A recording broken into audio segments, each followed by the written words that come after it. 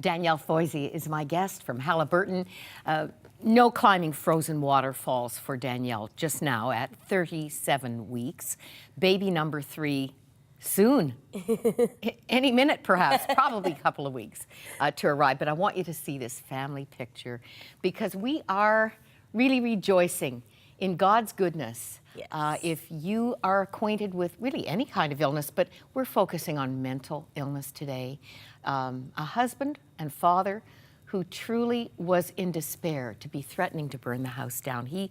Everything in him must have been screaming for help.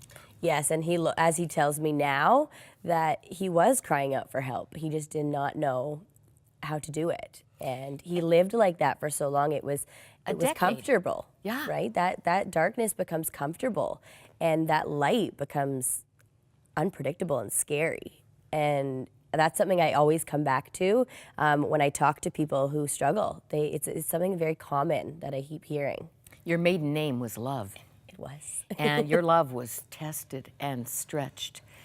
But it is now oozing out to others who need the encouragement. Yes. Your book, The Other Side of the Struggle, Supporting a Spouse Who Struggles with Mental Illness. Thank you for writing it, Danielle. Yes. A book is a baby. It is. It's work to birth it. And this is going to be meaning so much to so many.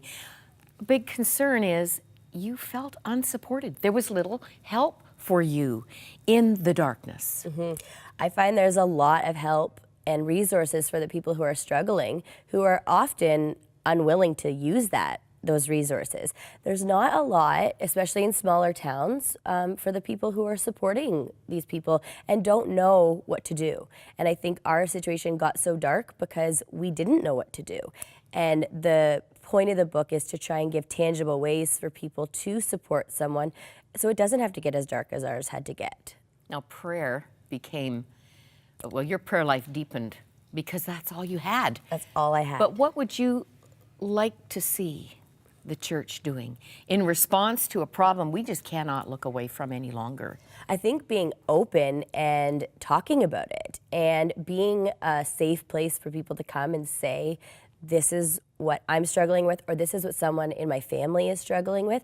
I think that openness is starting, but I think we really need to walk as brothers and sisters together through these things, and that's how God created it. And so the unconditional love I had for my husband in this scenario was a direct reflection of the unconditional love Jesus showed us. And I think that's really ultimately the goal, that we can, as a church, show that unconditional love and stop the stigma. There's still such a stigma, even in the secular world, but so much more in the church. Where Jesus should be everything. Right. We shouldn't have a problem. I still remember the woman who called me here at Crossroads, and she said, I have been struggling with depression for years, but my husband is an elder in the church. Right. Who do you tell? Right. That attitude There's a shame, and there's also a history in the church of reasons for mental illness. And so, people think it's because of your relationship with God, it's because of the sin in your life. And so it makes it even harder to talk about, especially if you're talking to someone who has some older school mentality on it and doesn't understand. I talked to a pastor recently who was struggling once, and they told her it was because of her spiritual life, and that just stopped her from even trying. And it's so devastating because now I have seen you don't have to live like this. This is wonderful. This is permission. Yes. From a daughter of the King, and so helpful. I love that there are takeaways at the end of every chapter. I've just pulled out a few that might spark a conversation where you are. You want to support versus enable. Yes. You've confessed some enabling. Oh, yes. You used those mountains out there in Alberta, didn't you, Danielle? Just as much, yes. He needed more than a trip to the mountains, and so did you. There is no timeline for healing. Yes. This calls for patience. Yes. Ooh. Expectations need to be surrendered to God. Absolutely.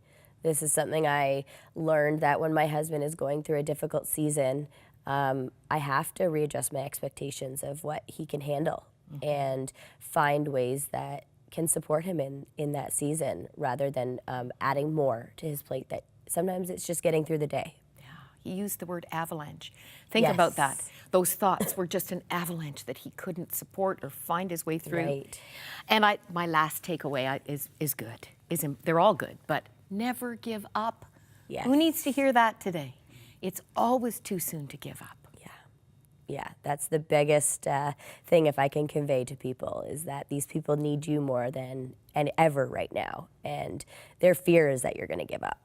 The other side of the struggle, you might not be there yet, and you might need some encouragement in the waiting room, in the demanding time, and our prayer partners are waiting to pray with you. Prayer really does make a difference. Am I right, Danielle? Absolutely. It's probably all that got you through for all those years. Absolutely. The 6 only years. thing I tell people was my prayer life and God's strength is what got us through.